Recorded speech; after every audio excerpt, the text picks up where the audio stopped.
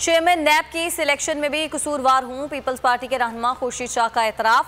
सक्खर में press conference से खिताब में कहा कि चेयरमैन नैब की तैनाती के वक्त आला क़यादत से मुशावरत की थी। हुकूमत समझती है सब कुछ अच्छा कर रही है। हुकूमत क्या अच्छा कर रही है अवाम से पूछ सकती है। हुकूमत समेत हम सबको जिम्मेदारी का मुजाहरा करना होगा। हुकूमत ने गुज़िश्ता रोज़ कोशिश की कि वज़ीर आज़म की तकरीर के दौरान शोर शराबा हो और अपोजिशन रद्द-ए-अमल का इजहार करे।